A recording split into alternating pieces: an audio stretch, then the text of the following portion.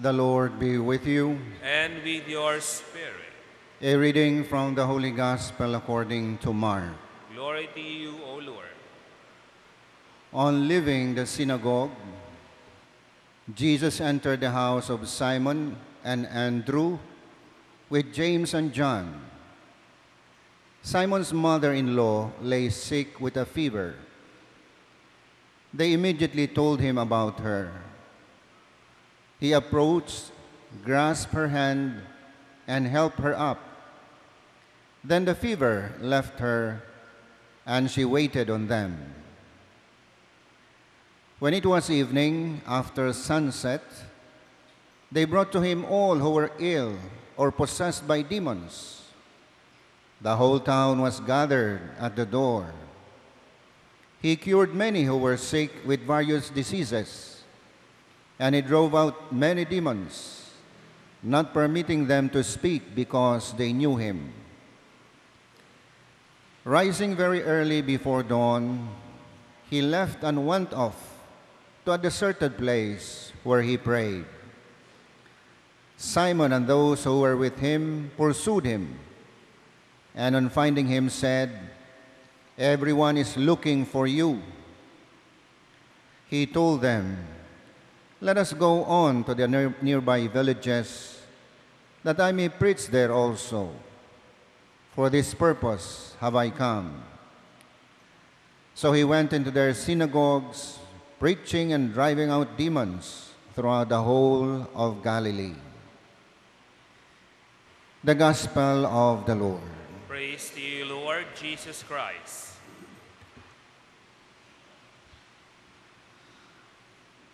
Good evening, my dear friends. Oftentimes, we use as an excuse our busy schedule to help people. Masyado tayong busy, kaya kung minsan sinasabi natin, it's difficult to find time to help others. Sometimes we say that we are too tired.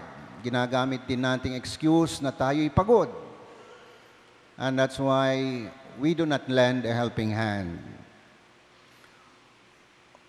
Or sometimes, we find it difficult to help pagka yung motive ng tinutulungan natin ay hindi maganda. In other words, we have several reasons to excuse ourselves from helping others. But our Lord never had any excuse in helping others. He was the most busy person in the world, I think. And yet, he never used his busy schedule not to help. Whenever there is someone who is in need, he is always ready to help. Just like the case of the mother-in-law of Peter, who was sick. Jesus was very busy preaching, healing. And yet, when Peter and the other disciple told him that the mother-in-law of Peter was sick, Jesus wholeheartedly cured the mother-in-law of Peter without any hesitation.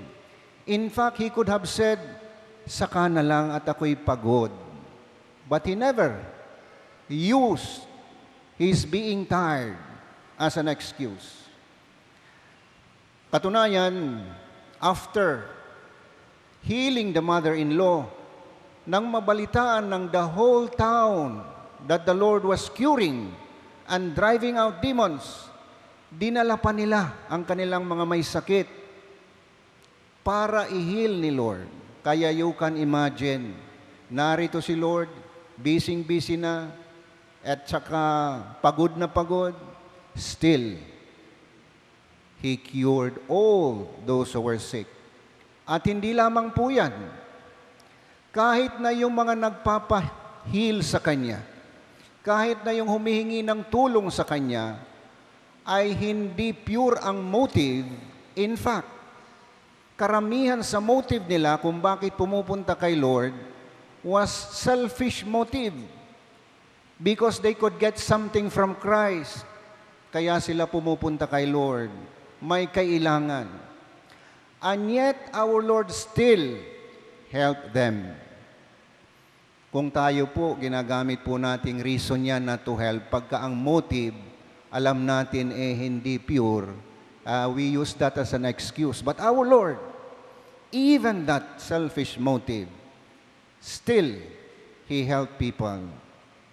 And so, my dear friends, we find in the person of Christ who put the welfare of other people a priority over other reasons. Kahit na siya'y pagod na pagod, kahit na siya'y busy, kahit alam niya na ang motive ay hindi maganda, ang pagtulong sa kanya was really natural and overflowing. This is a very beautiful example na atin po sanang matutuhan. Jesus always helps. But our Lord also never used His busy schedule, His being tired, by not doing His spiritual duties. In other words, He would never say, I am tired, therefore I will not pray anymore. I am busy, therefore I will not fulfill my religious obligation. Our Lord never used that as an excuse. In fact, very early in the morning, He went to a deserted place to pray. Dahil alam niya na hindi siya tatagal sa kanyang trabaho, sa kanyang pagtuturo, sa kanyang pagtulong sa kapwa, hindi siya tatagal without replenishment, without spiritual input, ika nga, na gagaling sa Diyos. A very beautiful, again, example for us that in order for us to be reinvigorated, ika nga, sa sobra nating busy schedule, ay kinakailangan magkaroon tayo ng time with the Lord. Because it is the Lord who can replenish our physical tiredness, even our emotional anxieties. We can become tired of so much concerns with the world, and only God can oftentimes satisfy that. Nagkakaroon tayo ng relief. And that's why we should always spend time with the Lord. Kahit na tayo'y busy, kahit na tayo'y tired, spend time. Kahit na siguro mga 10 to 15 minutes with the Lord, you can be certain that you will be relieved, revived, reinvigorated.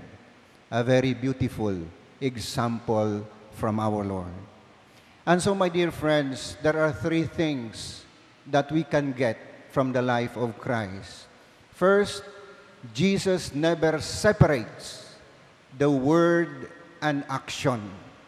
Pagka siya'y nagturo, may kapalit na action yan. Hindi po siya puro salita lamang. Hindi lamang po siya puro action din. Pareho po yan. He never separated action and words. And secondly, our Lord never separated body and soul. Ang pangangailangan ng katawan ay naroroon. Binibigyan niya ng pansin. Binibigyan ng kahalagahan ng pangangailangan ng katawan. Subalit binibigyan din niya ng kahalagahan ang pangangailangan ng kaluluwa. That is something that sometimes, if not oftentimes, we neglect. We are too busy with our material needs. We are too busy with our physical and biological needs to the extent na nakakalimutan natin ang spiritual side, ang pangangailangan ng kaluluwa. The Lord never separated the needs of the body with the needs of the soul. And thirdly, Jesus never separated heaven and earth. Si Lord, He preached both heaven and earth. Binibigyan niyang importansya ang buhay sa mundo at ganon din ang importansya ng buhay sa langit. And that is why whenever we pray the Our Father who art in heaven, holy be your name, your will be done as it is in heaven, as it is on earth. Pareho po niyang ipinagdadasal na ang kagustuhan ng Diyos sa langit ay maganap din sa lupa. My dear friends, our Lord is a beautiful example of a person who truly lived what He believed, what He preached, by not separating body and soul, word and action, heaven and earth. Sana po, matutunan po natin ito sa ating buhay.